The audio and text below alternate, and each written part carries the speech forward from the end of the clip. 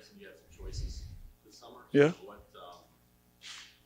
What made you want to decide to give Milwaukee a shot for an entire season? Just the guys, the locker room. I think that was my first initial reaction. I felt like we have what it takes. It's just about us doing it. And yeah, I was comfortable with the locker room. I like how they greeted me. I like everything about the work environment, and I wanted to give it another good shot.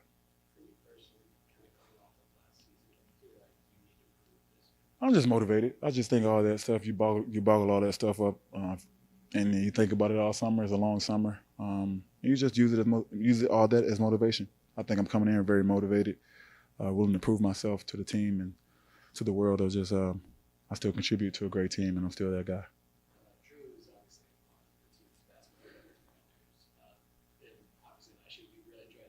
Mm-hmm. Mm-hmm.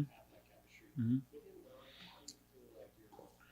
I think it has to rise to the occasion, no doubt. But I think it's just not on me. It's on our group.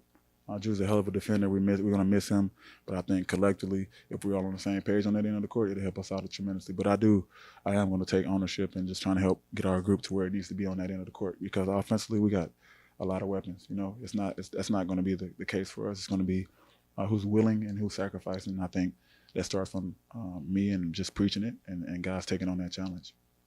While the core remains the same, obviously a lot has changed in the offseason. What's your thoughts on this current team, how the first day of training camp went? Your teammate before you, Bobby, he said it's a different look for the Bucks. I'm curious what's your take on that. It's very competitive. I think we're all. You just feel like we're all playing with force. We're all trying to do the right thing. We're all trying to buy in the coach, and I think that's a great thing for him as a first-year coach. And I think just him coming in with his own little culture, but at the same time piggybacking off what the foundation that has been set here. Now I think it's a good combination, but it's a lot of days that we have to come together and continue to build good days on good days and see where we at once come playoff time. So today was a great day. It was very competitive. Coach made it very obvious that we're going to compete, and we're going to try to sharpen each other up as best as possible, and make each other better before we even see the competition. I think that was a great sign.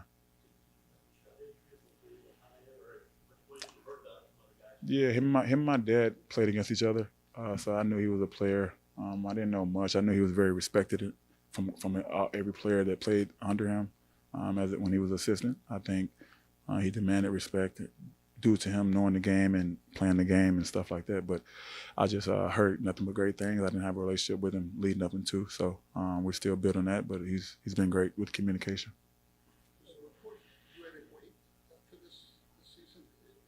Did I add weight? No, I cut weight.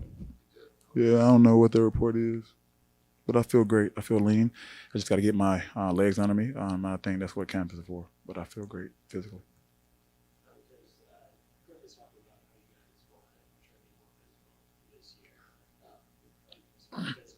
Mm-hmm.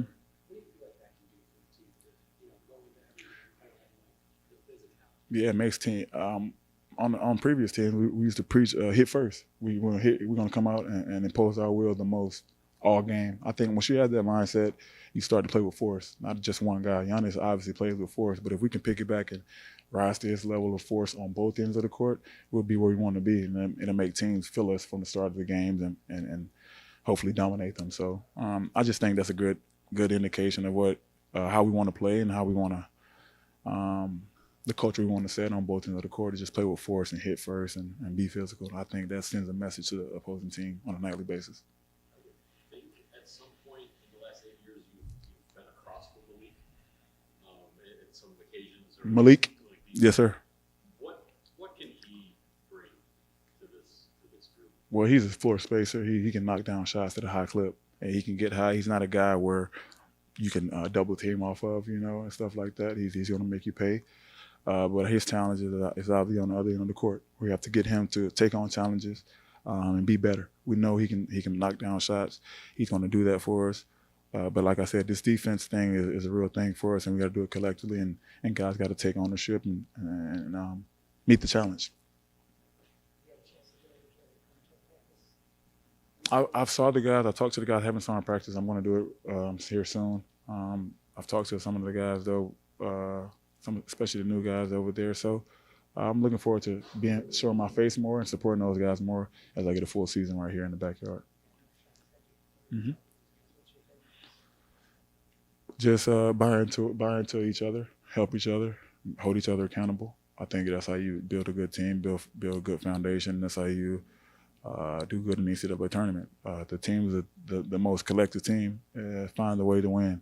And I think that's been my message because in college, that's what it's all about. Obviously, these guys, you think about being a professional, you may get selfish, you may try to think about your numbers, but if you win as a group, that opportunity is going to come. So I think I've just been preaching, like, do it together, be collective, try to be a close-knit group, and see where the chips fall. Speaking of culturally, would you say has a lot changed since you guys have Marquette? A lot. I think the city's behind both teams. Obviously, I felt like the city was behind Marquette when I was here, but I think the Bucks. I used to go to Bucks games when I was at Marquette, and it was like we had a better turnout than the Bucks back then. But I think it's changed. Obviously, the city's behind both teams, and you feel right now you definitely feel a sense of urgency, a sense of the city's behind us and pushing us and motivating us to be great.